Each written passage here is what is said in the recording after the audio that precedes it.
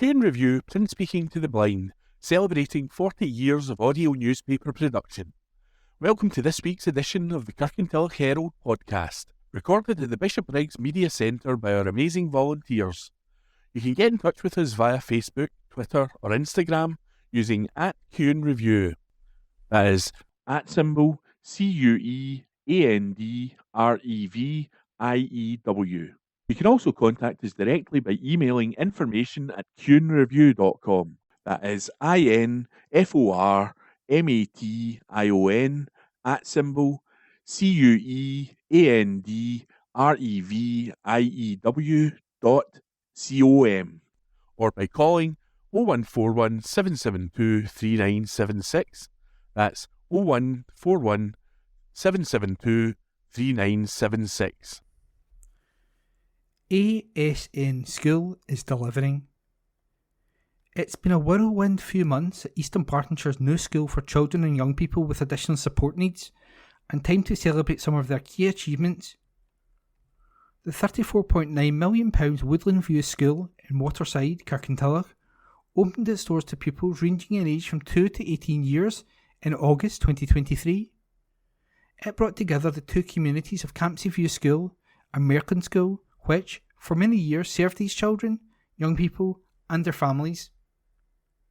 Pupils are now settled and comfortable in their much bigger, brighter, and bolder surroundings, and have achieved so much in the last 8 months.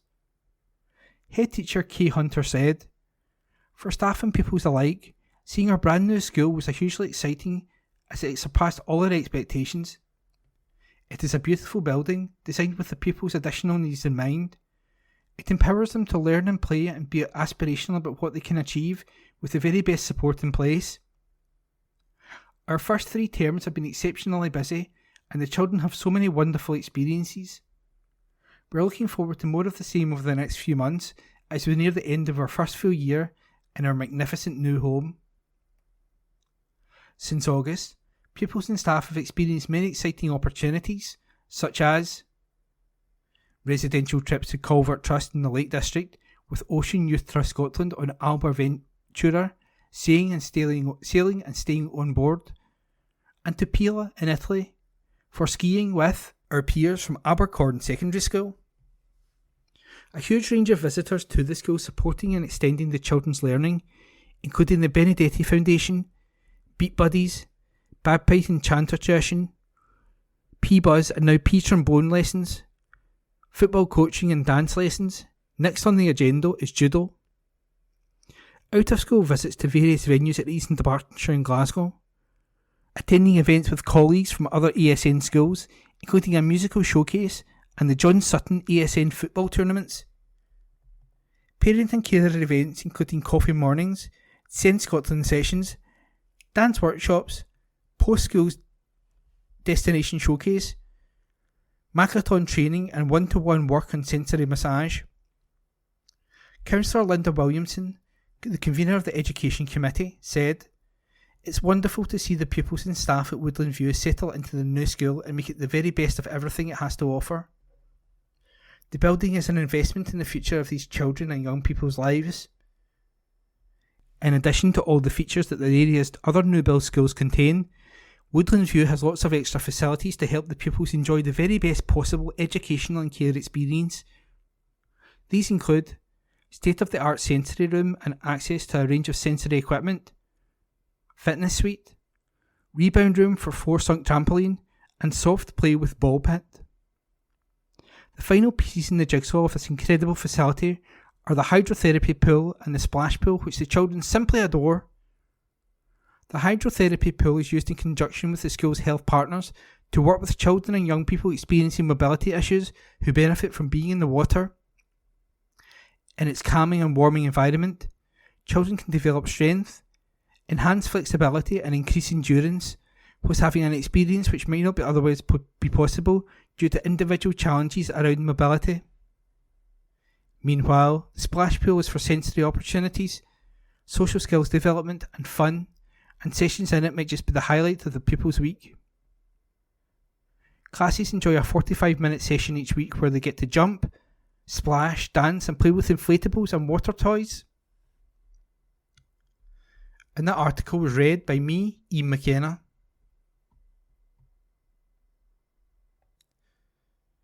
This week in history. May the 18th, 1990, a treaty was signed in Bonn introducing economic and monetary union between East and West Germany. May the 19th, 1982, Italian actress Sophia Loren was jailed for a month for tax evasion.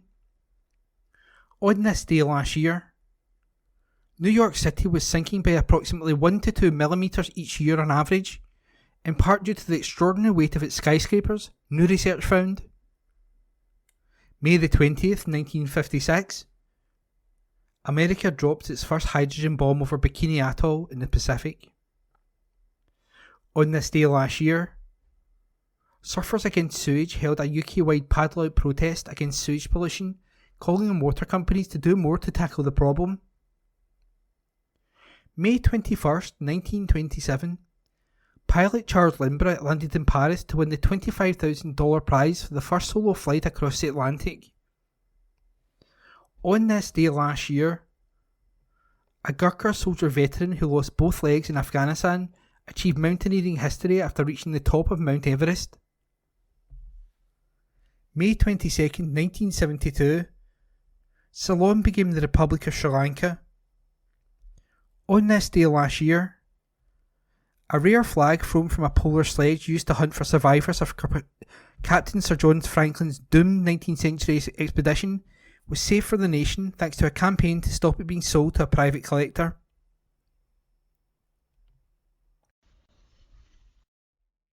MSP urges locals to have their say on future of buses, as recorded by Hunter MacDonald. Eastern Bartonshire residents have a chance to send a clear message that public buses should be in public control.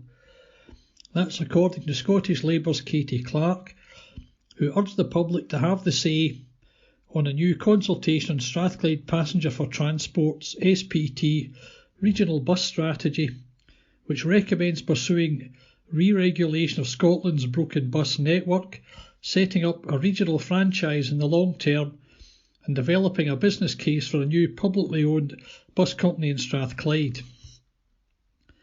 The West Scotland MSP wants residents attend public meetings being organised by Better Buses for Strathclyde. She said, "We have an expensive, unreliable and uncoordinated public transport network. Since Thatcher's deregulation of services in the 1980s, we have seen key services cut, passenger numbers dwindle and fares spiral out of control. It does not need to be this way. SPT recognises the current model is broken, delivering profits for shareholders whilst cutting lifeline route services users rely on. This new consultation gives a chance to send a clear message that public buses should be in public control. I would encourage people to get along to public meetings on the new proposals and have their say. There is no doubt cuts to SPT's budget by the Scottish Government means progress may not be immediate, but we also need to send a message that persisting with broken partnerships with private companies will not improve our network and only lock the region into a failed status quo." Bishopbriggs prison boss visits dementia group. The governor of Lowmoss Prison in Bishopbriggs recently visited an award-winning singing group that helps with dementia. Karen Norrie visited Musical Memories Group in nearby Springburn, which meets in Springburn Church Hall on Mondays afternoons. The project provides music and singing for about 35 people who suffer with dementia and their carers. They are supported by a team of dedicated volunteers, including musicians and singing leaders. Karen presented the project with the proceeds of a fundraising event organised by the prison staff. That saw the group benefit from a large cheque for £255. A Musical Memories spokesman told us, "The group involves weekly sessions of singing and gentle movement for 40-plus people affected by various forms of dementia and their carers, domestic and professional. We use our own songbook, which is a combination of Scottish songs and various songs of yesteryear. The favourite part of our Monday afternoon sessions is McNamara's band, when a lot of our visitors gently parade around the hall waving tambourines and maracas. The most common observation of visitors is the difference in the manner of our friends between arriving and when they leave, with beaming smiles. In summertime particularly, we have an occasional away days, with previous trips on steam train, journey and a barge cruise. These outings are expensive but invaluable, and donations like this make a huge difference. Read by Rebecca. Funder fair to return to Kirky for 2024. Following the success of the Funder Fair in Kirkintilloch last November, Eastern Bartonshire Community Planning Partnership has organised another event for May the 28th this year. This Funder Fair will provide another opportunity for community groups, charities or social enterprises to find out how to tap into precious funding pots. There's never been a greater need for community and third sector organisations to find out about the funding that is available to them, and this free event brings groups and funders together under one roof. 10 funders will have stalls, and there will be 3 free training workshops at the event on Tuesday, May the 28th from 5 p.m. to 8:30 p.m. in the Kirkintilloch campus, New College, Lanarkshire. Councillor Pamela Marshall, Vice Place, Neighbourhood and Corporate Assets Committee Convener, said, "Last year's Funders Fair was a resounding success, and community groups and third sector organisations who attended benefited from the support which enabled them to successfully apply for funding. The fair brings a range of key funders together and provides the opportunity for people to speak directly to funders, ask questions specific to their project, and attend a range of workshops offering invaluable tips and advice on funding. This year, we have some new funders coming along, so I'd encourage those who attended in November to come back on the 28th of May and speak with these different organisations to see if there are any additional funding opportunities they can apply for. Funders attending include Cora Foundation, Co-op, National Lottery, Sport Scotland, EDLC, Paths for All, Creative Scotland, Business Gateway, Eastern Bartonshire Arts Council and Eastern Bartonshire Community Grant Scheme. The 3 free training workshops which will cover topics such as all things financial, Eastern Bartonshire Council community grants and social impact assessments. To book a workshop, please book via the Eventbrite www.funderfairmay2024.event-brite.com. Refreshments will be provided, so when booking, please give details of any dietary requirements.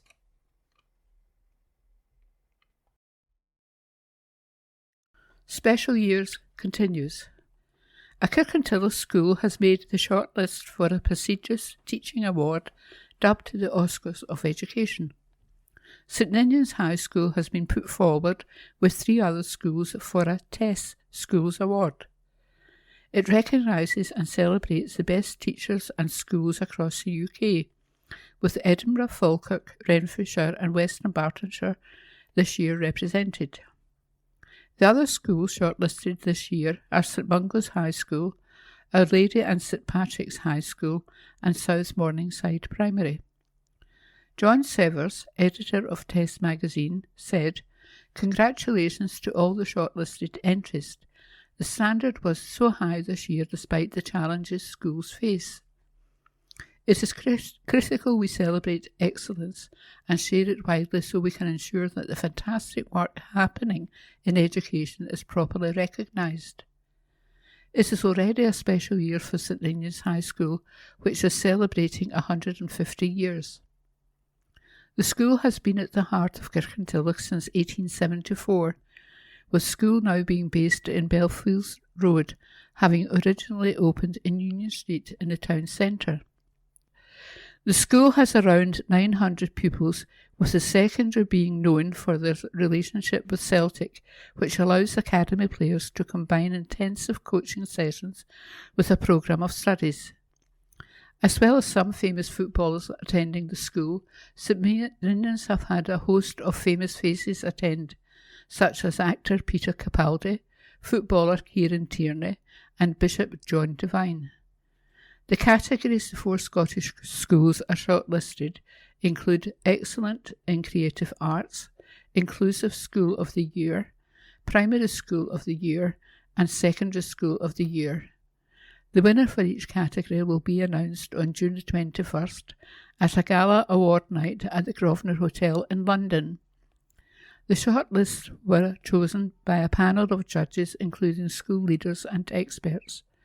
There are 21 award categories covering all areas of school education, with both state and independent schools eligible for the awards.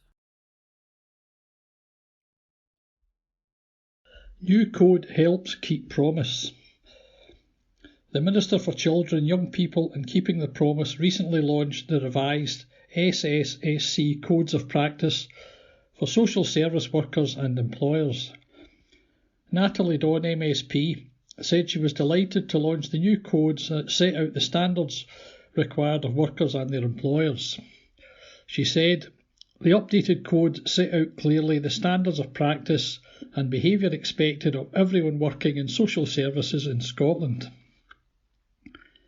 The codes now have a greater focus on relationships, staff well-being and trauma-enforced practice. They will play an important role in our ongoing work to keep the promise by making sure they support kind and compassionate care that respects the rights of individuals. The codes, alongside the health and social care standards, are an important part of regulating and improving the quality of care or support individuals experience. Find out more online." Out of hours proposal for GPs gets approval. Following an extensive engagement process, the board of NHS Greater Glasgow and Clyde has approved a proposal on the future of its GP out of hours service.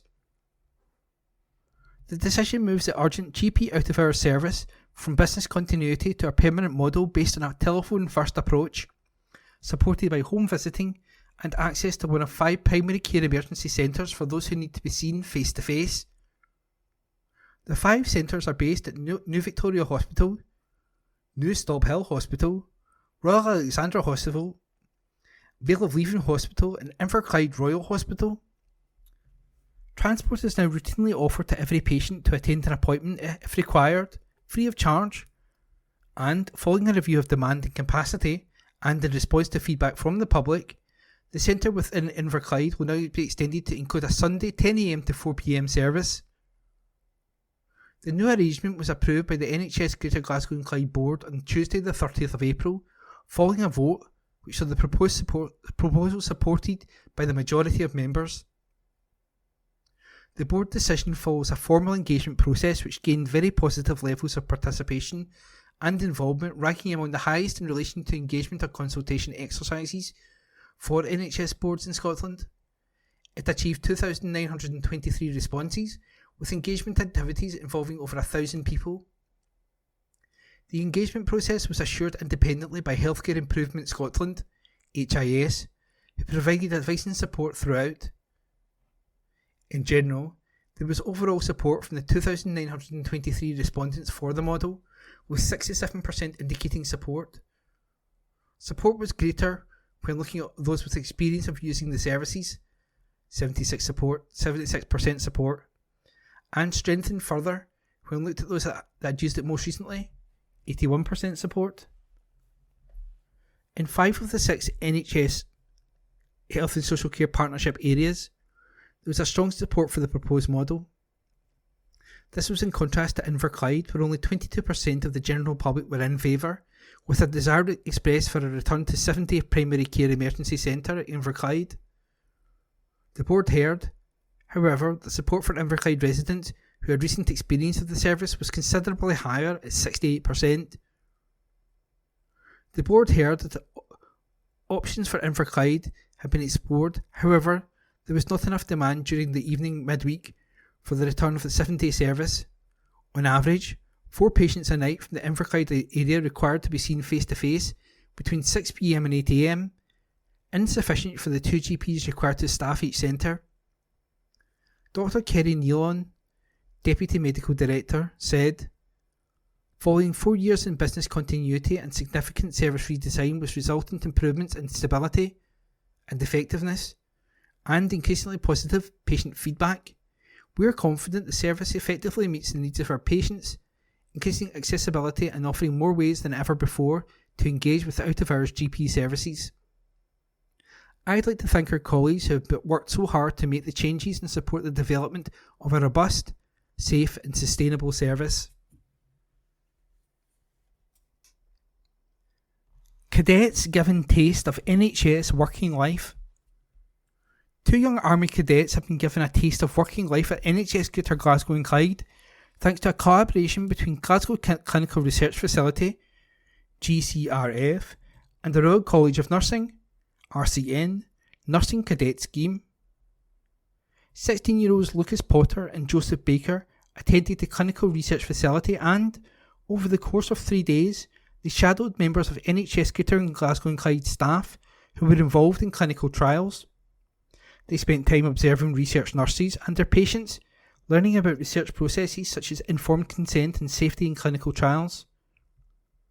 They also visited the clinical trial pharmacy, biorepository and pathology departments, and met staff from NHS Greater Glasgow and Clyde Innovation Team, gaining an understanding of the extensive network of staff required in research and the processes and expertise involved. Lucas from Lark Hall and Joseph from Motherwell were selected for the experience following a series of interviews at their local Army Cadet companies, and their time with GCRF didn't disappoint. "We really enjoyed our time here," said Lucas, "and I'd like to thank anyone for making us feel so welcome. The highlight for me was definitely the pathology department and the biorepository." Joseph agreed that the biorepository was interesting, but struggled to pick out a single highlight. "For me, the whole time here was great. I found it absolutely fascinating and I'd recommend it to anyone." Once they were selected, both boys took hands-on training at Gilbertfield Barracks near Cambuslang. They had tuition in safeguarding, basic first aid, dementia care and manual handling to give them a taste of the skills needed to work in the NHS. And the experience has been highly valuable as the boys, who are both in the middle of their exams before going into 6th year, look forward to their future. Joseph, who hopes to study biomedical science at university, said, "The week has given me a great understanding how the skills I have seen can transfer into my everyday life. I found it massively useful as I look ahead to life after school." Lucas is hoping to go to college before becoming a firefighter or studying to become a paramedic, and he agreed that the week with NHS Greater Glasgow and Clyde was hugely useful. "Just seeing how everybody works and how satisfying the right job is has made me more sure than ever that I should follow my dreams." Nicola Thompson, Clinical Research Educator at Glasgow Clinical Research Facility, was one of the NHS Greater Glasgow and Clyde staff who acted as guides and mentors for Joseph and Lucas. She said, "During their time with us, we were keen to break down for Lucas and Joseph the importance of clinical research and all the stages new drugs and medical advances need to go through before they can be implemented with patients. For example, even drugs that we take for granted now, like paracetamol and ibuprofen, went through this process. We hope we were able to portray this to Lucas and Joseph and the importance of research to advance the care we give to patients." Every single step appeal. Amelia's story can help others. Children's Hospices across Scotland has launched a new fundraising campaign to ensure families of dying children are supported at every stage of their child's palliative care journey. The Every Single Step appeal was launched alongside the charity's new 4-year strategic plan, which was developed following in-depth consultation and feedback from families and stakeholders. The Unwavering Care 2024 to 2028 strategy sets out how no family ever has to face the death of their child alone, with chance providing support from the moment of diagnosis to helping the child live well and by supporting the family after a child's death. Rami Okasha, CHAS Chief Executive, said, 3 children a week die in Scotland from an incurable condition. Our strategic plan sets out how we will provide unwavering care to children who may die young and their families at every step on this hardest of journeys. This plan was created after consultation with our families and key stakeholders, including staff and volunteers. Over 135 families shared what is important to them about Chaz. Families told us there are 3 critical stages where they need Chaz: when they learn their child is seriously ill, helping their child to live well, and also helping them to die well. Our strategic plan is centred on these critical stages and what we will do to build upon the exceptional work we already do in these areas. Over the next 4 years, we will concentrate our efforts where we can have the most impact. Our nurses, doctors and family support specialists will work across hospitals, children's homes and hospitals, providing tailored care for families in the places that suit them. We will continue to work with our wide range of partners, including the NHS, councils, hospitals, charities, governments and our dedicated volunteers. Together, Scotland can deliver world-class care where needed most, through diagnosis, during a child's life, at the end of life and after a child dies. To do this effectively, however, we need the continued support of the Scottish public. Every single donation made to our Every Single Step appeal will make a real difference to the children and families we support. Donations can be made at www.chaz.org.uk/donate. That's www.chas.org.uk/donate, or by calling 0141 779 6180. That's 0141 779 6180. As part of the campaign, bereaved parents Ainsley Stevenson and Jamie McMillan from East Kilbride have shared their story. They welcomed their second daughter Amelia on April the 10th, 2021. A happy and settled baby, she quickly bonded with her then 2-year-old sister, Olivia. Her family called her their little brown mouse, as she loved having the Gruffalo read to her. Amelia continued to hit all of her milestones, but, aged just 6 months old, she started slumping a lot and was losing coordination. After initial tests came back normal, Amelia was sent to Queen Elizabeth University Hospital in Glasgow for an MRI. Ainsley said, "The consultant told us Amelia likely had mitochondrial disease. We had just gone to the doctor 6 days earlier and now someone was telling me our little girl was going to die." He explained how it affects a part of every cell that creates energy. It was literally draining the power of life from her, and they couldn't even tell us how long she would live.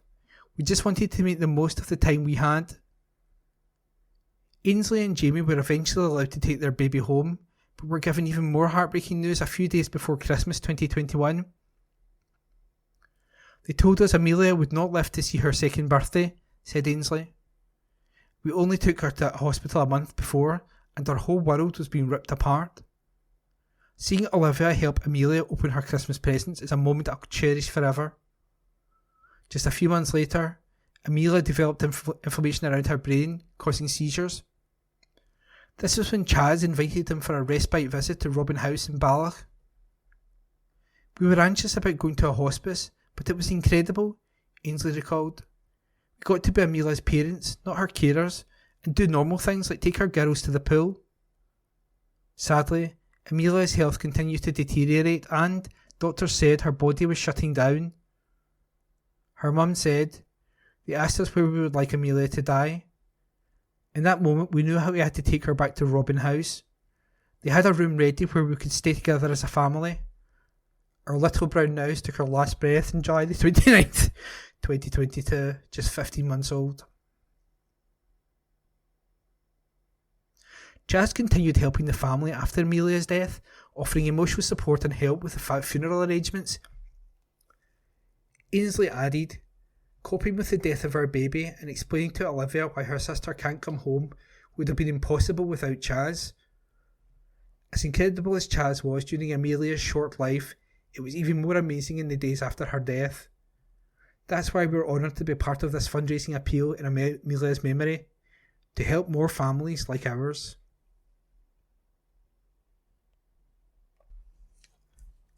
Partners aim to support projects across Scotland. A new partnership has been forged to embrace and enhance the immense potential of Scotland's historic environment. Historic Environment Scotland has become a strategic partner of Scotland's Towns Partnership. It will bring together the organisation which sustains and enhances the benefits of Scotland's historic environment for people and communities, and one which champions the nation's towns and places. The partnership will increase awareness and use of the various funding programmes HES has, including the Heritage in Place programme, as well as highlighting the support it may be able to provide towards regeneration projects.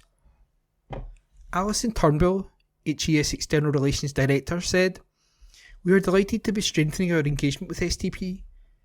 Its reach across the country and focus on ensuring towns thrive provides a great opportunity to promote and advocate for the historic environment. It will also ensure more communities are aware of the resources available to understand the heritage of their town and support their aspirations for the future. STP will also help raise awareness and implementation of the new strategy for our historic environment, our past, our future, looking specifically at what it means for towns." Kimberly Guthrie, SPTP Chief Officer, said, "This is a really important partnership for us, one which has the potential to open up significant opportunities for our network and communities more broadly. Whether it is making the most of our cultural assets, repurposing historic town centre buildings to become places where people can live, or talking about the heritage of a town, we can ensure that communities feel pride in their places while preserving and enhancing them for future generations. STP is the go-to national body for Scotland's town centres and provides policy expertise, advice and best practice guidance to support a wide range of projects, including Scotland Loves Local. It is also the umbrella organisation for Scotland's improvement districts. HES has responsibility for the conservation and management of over 300 properties across the country for generations of Scots." Journeys increase. A new study has discovered that in the last quarter of 2023, there was a 34% increase of passenger journeys on ScotRail trains. The research by West Somerset Railway analysed newly released data from the Office of Rail and Road Passenger Rail Usage, October to December 2023 report. ScotRail saw the third largest increase of passenger journeys in Great Britain, serving 20.9 million rail users in the last quarter, a 34% increase from the same time a year prior, which was 15.6 million. At the top of the table was Elizabeth Line, 40%, and Avanti West Coast was second, 8.5%. Looking at Scotland, England and Wales together, 417 million rail passenger journeys were recorded in Great Britain between October to December 2023, a 20% rise from the previous year, which saw 348 million journeys. First Minister urged to champion older people. Age Scotland has written to the new First Minister, John Swinney, urging him to reinstate a minister for older people after receiving backing from 20 leading charities and academics. Scotland's national charity for older people has led the campaign to bring back a named minister for the growing population of over 50s after the role was abruptly downgraded in 2023. At the time, the relegation of older people's issues to an expanded portfolio of Minister for Equalities, Migration and Refugees was widely criticised by many older people's groups and individuals who felt let down by the move and saw it as evidence that the challenges facing older people were not taken seriously by the Scottish Government. Age Scotland's big survey in 2023 found that more than half of over 50s felt that life was getting worse. Just 12% felt it was getting better, and 13% felt valued by society. A mere 3% felt their voices were heard by decision makers, and only 8% were satisfied issues affecting older people were given due consideration.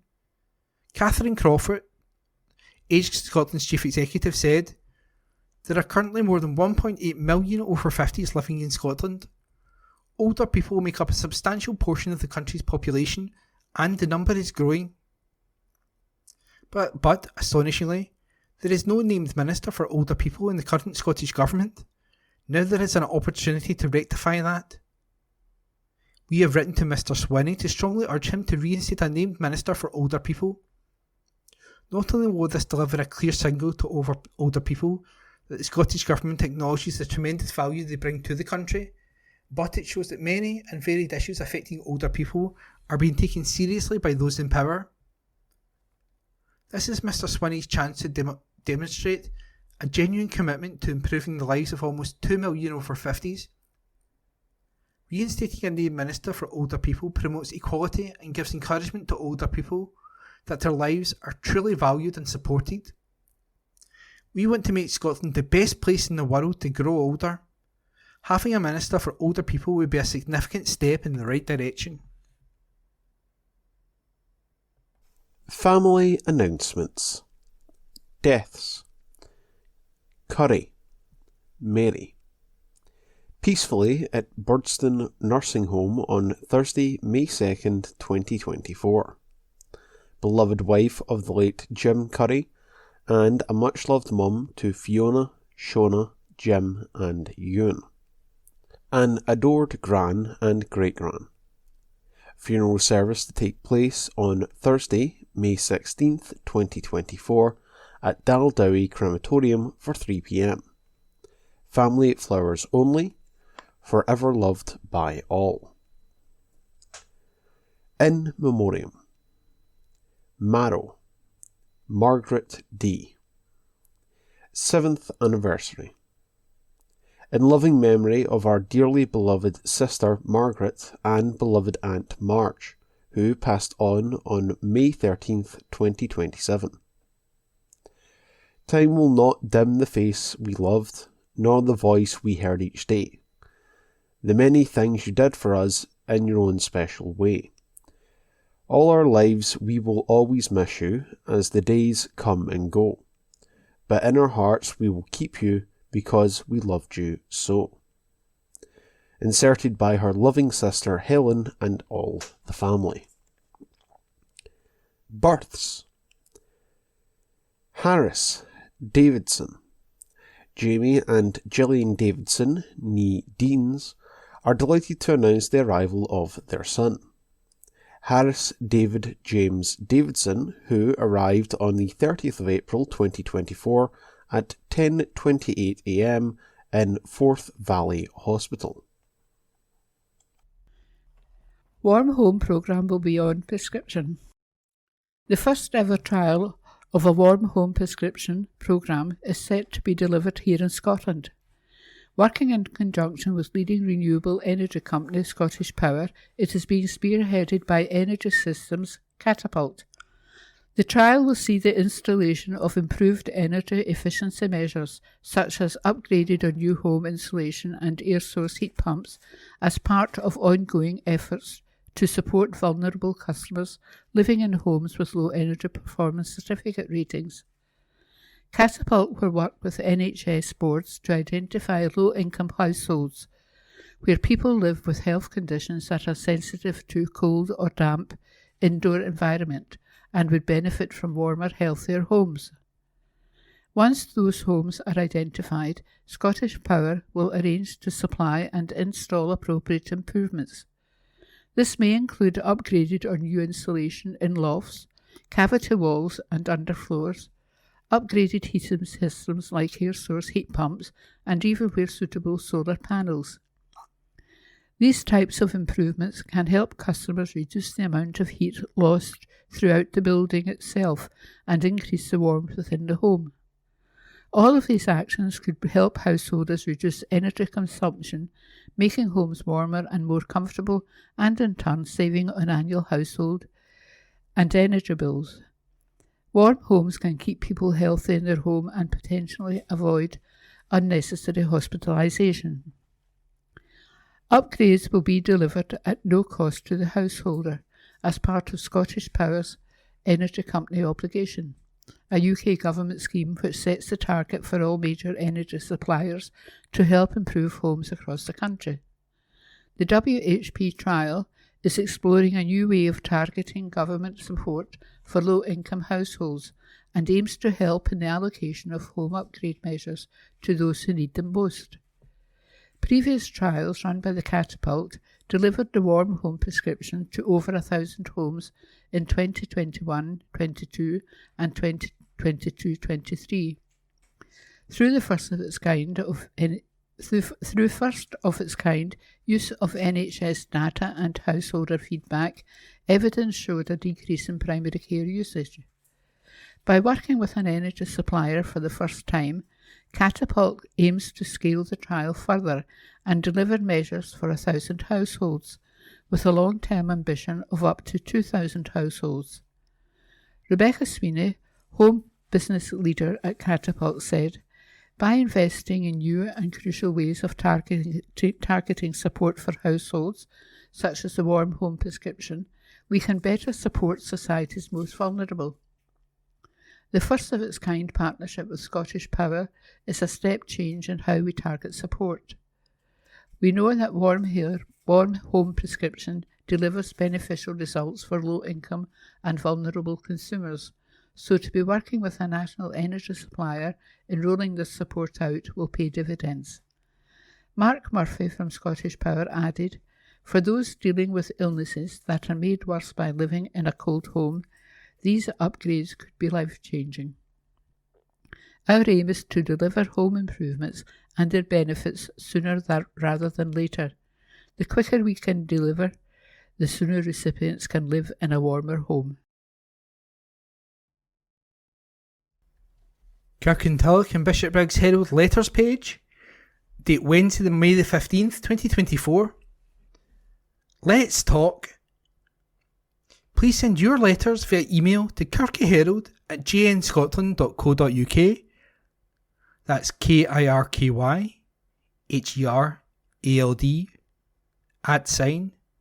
@JNSCOTLAND.co.uk and write letters in the subject field. Please keep letters to a maximum of 300 words. Letters cannot be published without a name and postal address. Also include a daytime phone number if possible. We reserve the right to edit any letter. Wind of Change. Sir, the recent resurrection of John Swinney as leader of the SNP and his, ultimately unopposed appointment as First Minister should come as no surprise to those of us who have withered under the shambles of our government for too many years. Mr. Swinney states that he will pull the party back together and do his best for Scotland. If his track record is anything to go by, his best efforts will fall well short of the mark. Scottish education used to have a strong reputation, but during Mr. Swinney's time as Education Minister, he presided over some of the most damaging and ridiculous decisions, causing lasting impact to the young people of Scotland. These decisions and the wider self-serving actions of the SNP government, against the backdrop of a relentless pursuit of independence above all else, do nothing to serve the best interests of those of us who love Scotland as our homeland. Scotland, and its people, deserve better, and our young people deserve an apology for the shameless and continued decline in educational standards, no matter how the government chooses to massage the statistics. There is a wind of change sweeping the UK. The SNP should take note, as it will soon catch up with them too. Yours, etc., Alistair Wiley, by email. Call out evil. Sir, it is sad to see that so many in Israel endorse what is going on in Gaza. They accuse outsiders of anti-Semitism while failing to understand the depth of anger and resentment that has fueled Palestinian hostility to Israel. They fail, too, to appreciate the appalling death toll that the war has wrought on Palestinians in Gaza, the shocking destruction of what can only be described as collective punishment and revenge. It does the Israeli government no credit to talk tirelessly of anti-Semitism in a knee-jerk reaction to the slightest criticism of its actions. Hamas is widely considered to be a terrorist organisation, and its actions last October more than justify the accusation. But there are state actors too. There is state terrorism, and we shouldn't be afraid to call it out. Yours, etc., Trevor Rigg, by email. One rule, Sir. Remember John Swinney, Nicola Sturgeon and numerous other SNP MSPs and MPs loudly demanding a general election? We were told in the interest of democracy. When Boris Johnson and Liz Truss stood down, since that only around 175,000 Tory party members could choose the new Prime Minister. Admittedly, Humza Yousaf won by a narrow margin in a mudslinging contest, though again only amongst party members. Yet Sturgeon became First Minister without a single vote being cast, not even among SNP members, and it seems the same will happen this week with Swinney. And why am I not surprised that everyone in the SNP establishment seems to be wholly comfortable with the Swinney coronation process? Yours, etc., Martin Redfern. Address supplied. It doesn't add up, Sir. Too often one hears comments like "I hated maths at school" or "I was rubbish at maths," expressed almost proudly. Somehow it's okay for people to chuckle about not being good at maths. Yet, if I said I never learned to read, they'd say I was an illiterate dolt. The Prime Minister, Rishi Sunak, clearly understands the power and value of mathematics to society and the economy. In March 2020, he pledged £7 million to provide every region in England with funding for a specialist maths school. The money being made available to open 11 such schools for 16 to 19-year-olds. Building on those earlier plans, the government has now announced a £6 million National Academy for Maths that will push for numeracy to be seen as important as reading. Scotland produced one of the greatest mathematical physicists of all time, James Clerk Maxwell. Let us hope that our new First Minister is also fanatical about all things mathematical. Yours, etc., Doug Clark. Comedy Gold. Sir, there may not have been an internal SNP contest to appoint a new leader, but, come August, imagine there will be one almighty contest to see who gets top billing at the Edinburgh Festival. Comedy category. While Marie Black may be the first to announce her intentions, my money is on Keith Brown, given his claim that John Swinney will build on the success of Humza Yousaf. It could be a close contest, though, with a number of leading candidates. Yours, etc., Ken Curry, by email. And that was the letters page of today's Kirkintilloch and Bishopbriggs Herald. Play a part in Childhood Day. Communities are being asked to play their part in helping to keep children safe by supporting the NSPCC's annual Childhood Day on June the 7th. Lidl GB has been named as retail sponsor for the event for the third year in a row and is encouraging customers and colleagues to get involved in activities across the country to help raise money. People can get involved by donating money, volunteering at the collection point, or taking on the charity's Childhood Day Mile. All the funds raised will go towards helping the NSPCC deliver vital services, like its Childline service, which supports children at risk. In the last year, Childline saw a 5% increase in the number of counselling sessions it delivered to children in the UK experiencing emotional abuse. Being isolated or ignored, not being allowed to have friends, and receiving blame for things they had not done were among the main things children mentioned to the service's trained counsellors. On average, 8 children a day contact the service about emotional abuse. Fundraising activities already planned in Scotland include a beach clean at Broughty Ferry on May the 28th and bucket collections at Edinburgh Waverley on May the 30th, St Nicholas Street, Aberdeen on May the 31st, and Glasgow Central on June the 6th. NSPCC fundraisers also hope to capture the generosity of music fans with collections outside Murrayfield on June the 8th before Taylor Swift's concert and a Foo Fighters concert at Hampden Park in Glasgow on June the 17th. Fiona Milne, NSPCC Scotland's fundraiser, said, "The Childhood Mile is a fantastic way to raise money for the NSPCC and help us support children and keep them safe. Across Scotland, we will be out in force with our collection buckets, so if you have any spare change, please give generously, or if you can give a couple of hours of your time, we will be delighted for you to join us." Fundraising drives like this are vital in allowing us to continue our work keeping children safe from abuse and neglect. Just £4 could help a childline counsellor answer a call to a child in need of help. To get involved, visit www.nspcc.org/support-us/charity-fundraising/childhood/day. Plea to keep human rights promise. 120 charities, civil society organisations and academics have written to First Minister John Swinney urging him to keep the SNP's manifesto promise to introduce a flagship human rights bill. In the letter, leading campaigning organisations including Amnesty International, Human Rights Consortium Scotland, Scottish Women's Aid, Shelter Scotland and the Poverty Alliance said that the legislation will be key to achieving the First Minister's priorities, including his stated mission of tackling child poverty. The bill, which will enshrine UN treaties and strong legal protections for everyday rights like access to safe housing, food and the best standard of health into Scots law, was due to be introduced to the Scottish Parliament this month. Campaigners issued the letter in the hope the bill will not be delayed. District News Churches. Philip, who normally reads the District News Churches section, is out of the country at the moment, but he shall return for next week, hopefully, God willing. Springfield Cambridge Church. Morning worship on Sunday, May the 19th will be conducted by our minister, Reverend Ian Taylor, in the sanctuary at 11 a.m. Tea and coffee will be served in the Cameron Hall after morning worship. Come and enjoy the fellowship.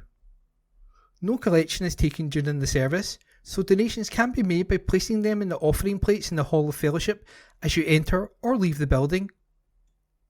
The Sunday School meets in Room 2, where creche facilities are also available. Morning worship is also being live streamed on the Springfield Cambridge Church YouTube channel. A link to this can be found on the Springfield Cambridge Church website, www.springfieldcambridge.org.uk, and Facebook page, where up-to-date information about events and church organisations can also be found. There will be a vestry hour on Wednesday, May the 15th from 10 a.m. to 11 a.m. for anyone who would like to speak with the minister. There will be a short weekly service of worship in the Springfield Chapel on Wednesday, May the 15th from 11:10 a.m. to 11:30 a.m, followed by tea and coffee in the Hall of Fellowship. As part of Christian Aid Week, Springfield Cambridge will be hosting a joint quiz night on Friday, May the 17th, 7 for 7:30 p.m. Tickets priced £5 will be available in the Hall of Fellowship, teams of 6 per table. The Guild is inviting the congregation to join them in supporting the Eastern Bartonshire Food Bank warehouse by bringing donations and leaving them in the cupboard in the cloakroom. A list is attached to the cupboard identifying specific items specially requested. Kirkintilloch Church of God at Regent Hall, Regent Street. This Sunday there will be a Good News service at 4 p.m. at Regent Hall. The speaker will be Tony Smith. A warm welcome to all who are able to join us.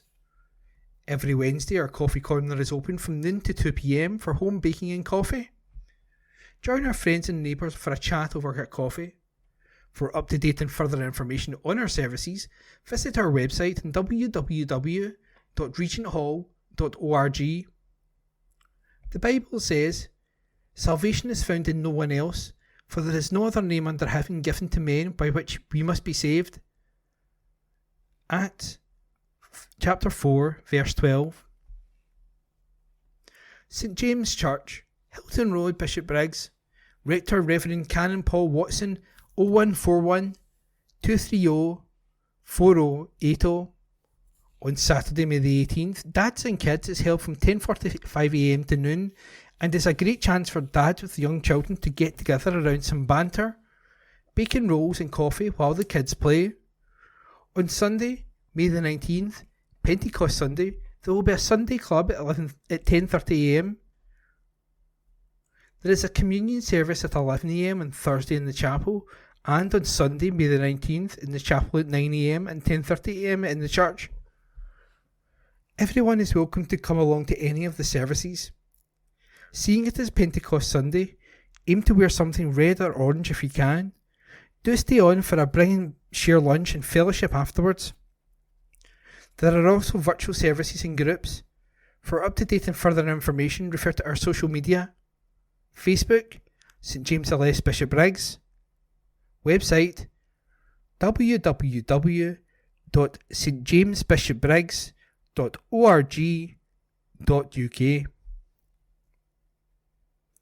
Lenzie Old Parish Church.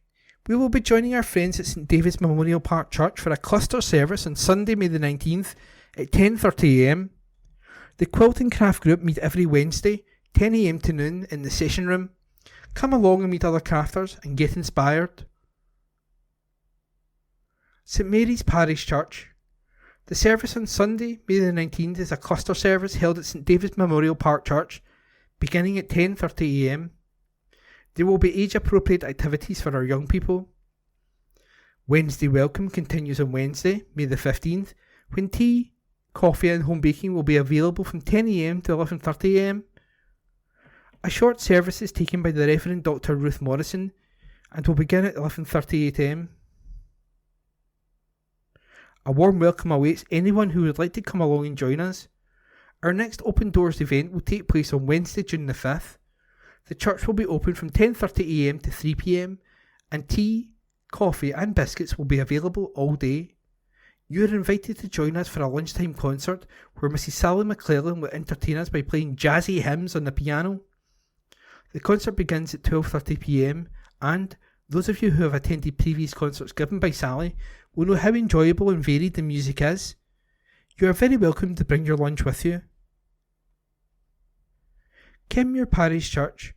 Cadder, Springfield, Cambridge and Kenmure join together this Wednesday, May the 15th, for a time of Christian aid, praise and prayer at Kenmure, beginning at 7pm. On Sunday, our morning worship at 11am will be led by Alison and Ruth Keith. Everyone is welcome to join us both in church and on our YouTube channel.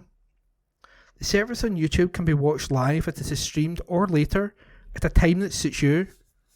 You can find our channel by simply searching for Kenmure Bishopbriggs on YouTube. Teas and coffees and a time of fellowship follows the end of the church service. The most up-to-date details of all of our groups that are currently running may be found in the What's On section of our website, kenmure-church.co.uk. To find us on Facebook, just search for Kenmure Parish Church, Kenmure spelled Kenmure.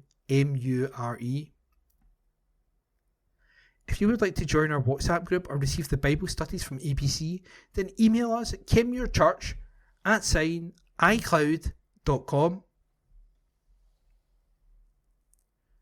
Milton of Campsie Parish Church. Cafe Connect is on Tuesday morning. Time to pray is on Wednesday evening at 7pm, followed by Kirk session meeting at 7:45pm. The BB is on this Friday at 6:15pm. Our congregation and team Go MAD have joined Thy Kingdom Come, a global wave of prayer from May the 9th to 19th, Ascension to Pentecost. As well as praying the Lord's Prayer every day, we have a labyrinth set up in the grass in the church car park between the May the 12th and 19th. Please come and walk the Lord's Prayer. It's available and free all day every day.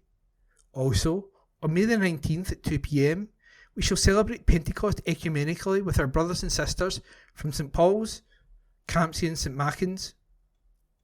Wear red. Meet in Battlefield Park or, if necessary, in our church building. This is Christian Aid Week. Red envelopes will be put through every door in the village. Please respond generously. Last year we raised over £3,000. Some of us will be doing the 70k in May challenge, travelling 70k in whatever way we want throughout the month of May. Also, the Anderson Singers, Director of Music, our own Phyllis Strachan, will give a concert in the church for Christian Aid on Thursday, May the 23rd at 7pm. Tickets are £10, which cover a printed programme and a lots of home baking tea. Preparations are now being made for SU camp at Gowan Bank during the first week of the holidays, and Go MAD, Polarity, beginning on July 28th. Can you help with prayer, accommodation, finance, hands-on? Before that, there will be a Go Mad Extra, Frutarama, on Sunday, June the 9th from 1pm to 3pm. Jot form for registration is now online. Our minister Julie, along with her 2 children, Josiah and Esther, have completed their swimathon by doing 1,000 lengths and raising over £2,000, raising funds for Cancer Research UK and Marie Curie. Lenzie Union Parish Church. We will be joining friends from all the churches in our cluster for a joint service to celebrate Pentecost at St David's Memorial Park Church, Kirkintilloch, at 10:30am. The annual Christian Aid coffee morning and plant sale will be on Wednesday, May the 15th at 10:30am from 10 to noon. Cost is £3 for adults and £1 for children. Youth Cafe Thursdays 3:45pm to 5pm, a place where young people can hang out, relax and have a good time after a long day at school. Each week there is a free snack with lots of different things to do, such as games consoles, table tennis, arts and crafts, board games and more. The coffee pot is open on Fridays 10am to noon in the new hall for teas, coffee and chat. Pentecost experience on Saturday, May the 18th from 10am to 4pm. A time to explore the work and power of the Holy Spirit and the life of Jesus and the first apostles in the church today. Silver Movers is on Monday, May the 20th at 1:30pm in the Old Hall. Gentle movement to music is good for both the body and the brain, and for seniors is highly beneficial. Sherry Carnegie, dance instructor, is going to lead us. Please bring a bottle of water if needed. Home Church Scotland, Lammermoor Road, Kirkintilloch, G66 2AB. Home Church Kirkintilloch, Home Church East End, Carmyle, G32 8DP, and online, a church for all ages. When the day of Pentecost came, all the believers were gathered together in one place. Suddenly, there was a noise from the sky which sounded like a strong wind blowing, and it filled the whole house where they were sitting. They were all filled with the Holy Spirit. Acts chapter 2 verses 1 to 4. Sunday, May the 19th, Pentecost Sunday, 9:30am and 11:30am. Worship service followed by refreshments. A warm welcome awaits you at either service, which will be identical. Children's Sunday School at both services. Home Church Carmyle, 10am and 6:30pm. Tuesdays, engine room at 9:30am for biblical teaching. Bible study on Zoom at 2:30pm. Wednesdays, prayer meeting at Carmyle, 10:15am. Study groups, now called Boiler Room, in church at 7:15pm, except last Wednesday in the month, which will be a prayer meeting. Fridays, youth group at 7:30pm. Prayer meeting, except last Friday in the month. Home radio is available every day. See Facebook, Instagram and Home Church website for the latest information for Carmyle and Kirkintilloch. Torrens Parish Church. The morning service, in person, is at 10:30am, conducted by Reverend Stuart Irvin. During the service, the youngsters meet together in creche, junior church and FROG. To join the service online, go to www.torrensparishchurch.online.church. The cafe is open every Wednesday from 9am to noon. For tea and coffee and delicious home baking, why not come and taste for yourself? The Boys Brigade meet on Thursday 7pm to 9pm, P7 to S6. To find out about regular weekly activities, check the website at www.tpc.org.uk.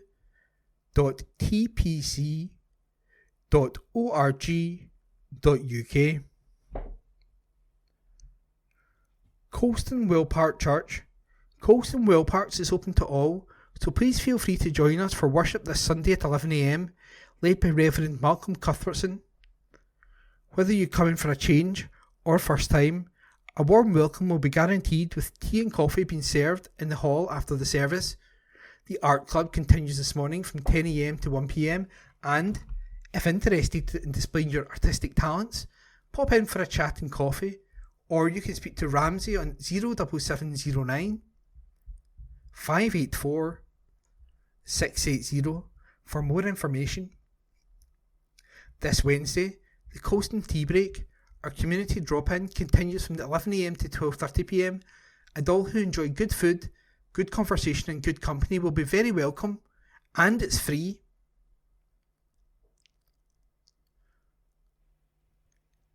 District News General, Wednesday the 15th of May. Show. The Kirkintilloch players will be performing Dancing Out Lugnasa by Brian Field at the Turret Theatre, East Side, Kirkintilloch, each evening at 7:30 p.m. from Monday, May the 13th to Saturday, May the 18th.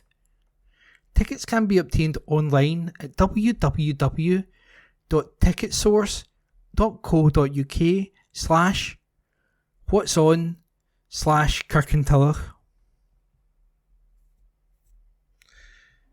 Environment. Scientists seek help to find mosquitoes. Glasgow University research.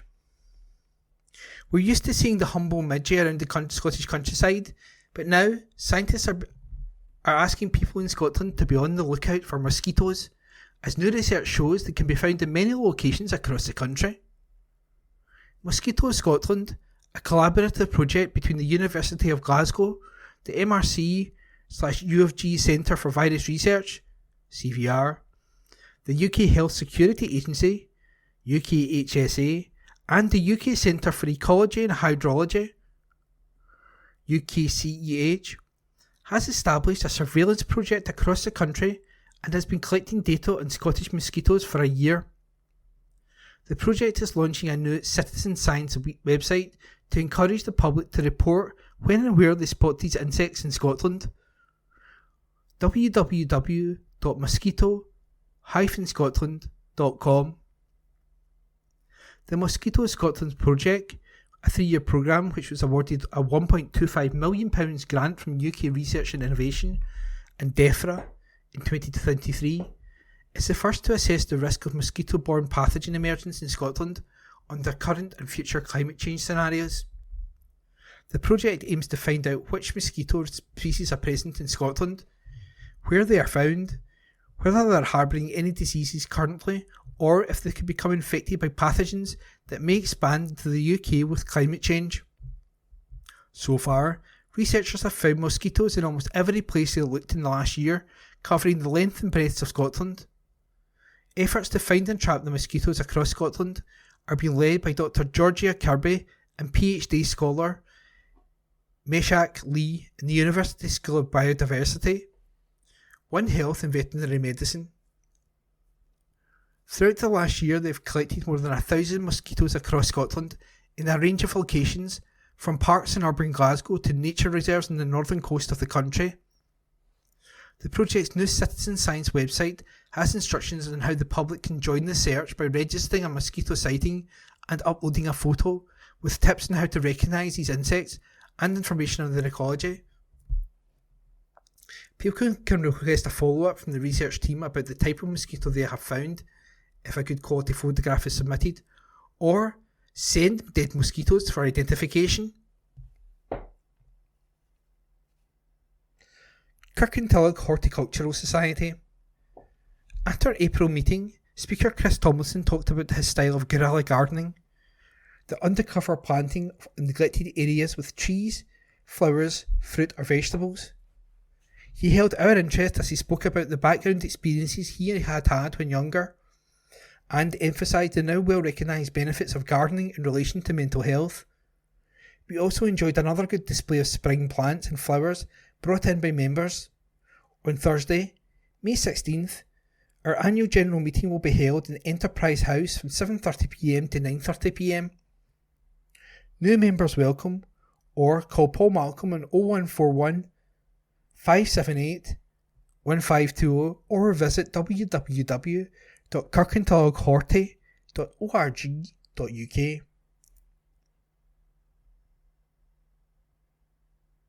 St Columba's Men's Club. St Columba's Men's Club of Kirkintilloch meets in the halls of St Columba's Church on Old Isle Road, and it is not necessary to be a church member to join. The club, which has been in existence for many years, provides a chance for men to spend a Monday evening in very relaxed company and to participate in activities such as pool, snooker, carpet bowls, darts, table tennis and dominoes, or simply to sit and chat. Membership comes not only from Kirkintilloch but also from Lenzie, Cumbernauld, Milton of Campsie and Bearsden. All men will be made extremely welcome. Kirkintilloch Horticultural Society. At our April meeting, Speaker Chris Tomlinson talked about his style of guerrilla gardening, the undercover planting up of neglected areas with trees, flowers, fruit or vegetables. He held our interest as he spoke about the background experiences he had had when younger and emphasised the now well-recognised benefits of gardening in relation to mental health. We also enjoyed another good display of spring plants and flowers brought in by members. On Thursday, May the 16th, our annual general meeting will be held in Enterprise House from 7:30pm to 9:30pm. New members welcome, or call Paul Malcolm on 0141 578 1520 or visit www.kirkintillochhorty.org.uk. Ashfield in hunt for new manager. This article was written by Brian Yule and is being read by me, Corey. Ashfield are on the hunt for a new management team following the departure of Michael Oliver and his staff at the weekend. The club missed out on the promotion from the WOS First Division on Friday night with a 4-4 draw at home to Whitlets Victoria in the final match of the campaign. It was then announced that Oliver, along with assistant manager Jamie Broadfoot, goalkeeping coach Cammy Gordon and coaches Ian Gray and Kieran Dugan, had left. A club statement said, "Ashfield can announce the departure of our management team led by Michael Oliver by mutual agreement." They led the club in 76 competitive matches, winning 44 of those and leading the side to the WOS First Division at the first time of asking. A strong performance across season 2023-2024 saw a run to the quarterfinals of the South Challenge Cup and a top 5 finish in our division. We would like to thank Michael, Jamie, Ian, Kieran and Cammy for all their efforts over the last 2 seasons, and wish them all the best in their future endeavours. Ashfield have now begun our search for the next management team to take our historical club forward. With other teams in the division still having games left to play, Ashfield are guaranteed to finish no lower than 5th. Petershill secured at least 6th spot with a 3-3 draw away to Cambuslang Rangers on Friday, but will be hoping to move into 5th. They travel to Johnson Borough tonight, Wednesday, while Rutherglen Glencairn host Mayboyle Juniors on Saturday. Kirkintilloch Rob Roy will be joining them next season after their relegation from the Premier Division. Rob Roy won 2-1 at home to Ben Burb in midweek, but lost 3-0 as Largs Thistle came calling on Saturday. While other teams picked up the points they needed to survive. Their season isn't over yet though, as they face East Kilbride in the South Challenge Cup final on May 26th. That article was written by Brian Yule and read by me, Corey. WRCED celebrating 3 years of meetups. This article was written by Lorna Thompson and is being read by me, Corey. Walk Run Cycle Eastern Bartonshire, WRCED, celebrating 3 years of meeting up events last month, with a walk of course. The first group walk took place on April 17th, 2021, starting at Kirkintilloch Leisure Centre it went past Kirkintilloch Golf Course, through the Woodmill Park Ferry Trail and on to Torrance. This started the weekly walk and talk events, and since then the group has facilitated around 1,100 meet-up events, ranging from health walks with paths for all to big hill adventures and everything in between. There are regular events on each weekend.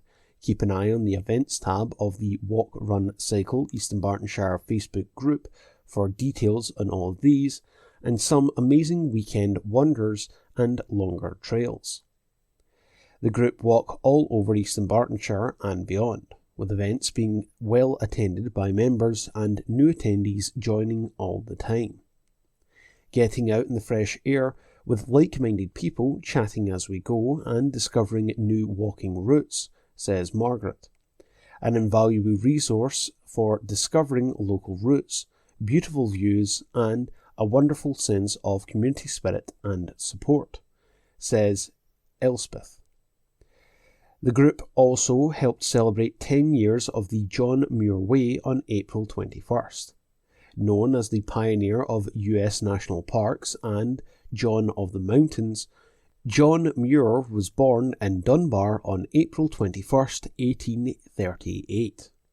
His love of the outdoors stayed with him throughout his life as he campaigned for a better environment and the preservation of the wilderness. He moved to America but never forgot his Scottish roots, and on April 21st, 2004, a long waymarked trail opened in his honour. The trail starts in Helensburgh and stretches 134 miles, in 10 manageable sections to finish in his hometown of Dunbar.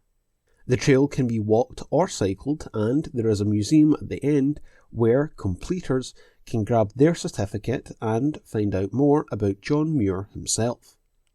WRCED showed their love of the trail by walking Section 3, Strathblane to Kilsyth, to commemorate its anniversary.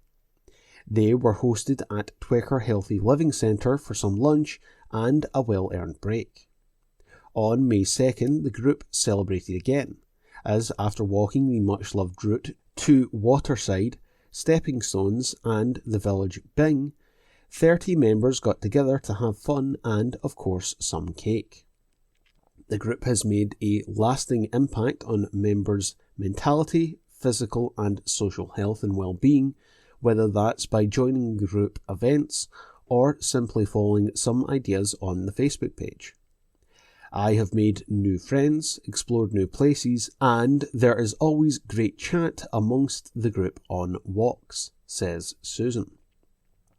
The group is going from strength to strength, and as its founder, I couldn't be prouder of its success. It was never the intention for it to become what it did, and I am so grateful to the members for taking it into their hearts. I can't wait to see what the next 4 years bring. That article was written by Lorna Thompson, and it was read by me, Corey. Title hopes are over for City after loss. This article is unattributed, but it's being read by me, Corey. Glasgow City hopes for retaining the SWPL1 title are over after they lost 1-0 at home to Rangers women on Sunday. Having only picked up 2 points from the last 3 games, City now sit 7 points behind both Celtic and Rangers with just 2 days left. City had several chances to take the lead, including Carly Giamona firing against the crossbar and the post preventing a Catherine Hill own goal.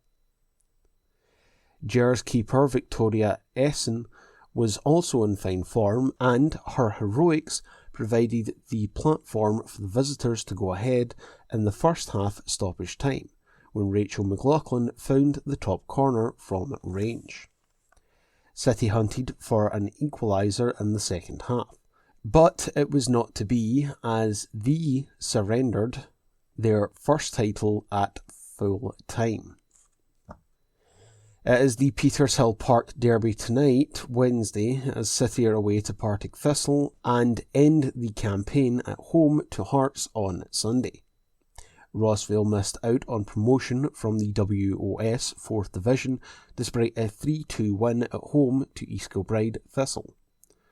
With all their games played, the results leave them on 60 points, one behind third place Lugar Boswell Thistle, who also have a game in hand. It is also a 4th place finish for Caledonian Locomotives in the 2nd Division, as they ended the season with a 1-1 draw at home to Yoker Athletic. Glasgow Pershore were already relegated as they lost 4-2 away to Maryhill, whilst West Park United finished bottom of the 3rd Division after a 2-0 defeat at Threave Rovers. That article was unattributed, but it was read by me, Corey. Tigers claim referee got it wrong in Monarchs clash. This article was written by Phil Lanning and is being read by me, Corey. Glasgow Tigers were the victims of a miscarriage of justice as Edinburgh Monarchs snatched a dramatic Super Pete win at Ashfield on Friday after the BSN series clash had ended 45-45.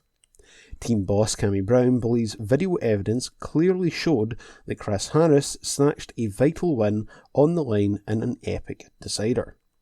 Harris appeared to have squeezed past Justin Segman and Josh Pickering to grab the heat victory behind race winner Steve Worrell. But to the complete shock of Ashfield, referee Seth Perkins awarded the race with the Edinburgh pair in 2nd and 3rd. However, the pure drama was the conclusion to a quite sensational meeting, with the last 4 heats delivering the best action and entertainment you'll see anywhere. Brown said, "It's clear that Chris got it on the line. The referee got it wrong." He said he went with the transponder. I said, "Forget about the transponder. What did you see?" And he wouldn't answer me. But to be honest, we weren't good enough. I've spoken to a couple of the riders who were poor. I've told them they need to up their game completely. Steve Worrell was pretty good, to be fair. Leon has been good for the last couple of weeks, but was poor. We just can't get everyone firing on the same night. I felt the reserves were great, they did their job. But it's not for the lack of trying. Paul Starkey is over-trying too many bikes and engines. He knows he's letting people down and he's gutted about it. It was a great meeting, but it's a results game for me. I need to get the team to win. That's my job. We got to go to the Armadale and win to qualify through from the BSN group, but we're not out of it yet. We will go there fired up. There was further disappointment for Tigers the next day, as they lost 49-41 away to Workington Comets in the championship the next day. Comets lost by 4 points at Ashfield the previous week, but did enough in return to win the match and also take the aggregate point. Tigers now have time to regroup before hosting Redcar Bears in the championship on May 24th.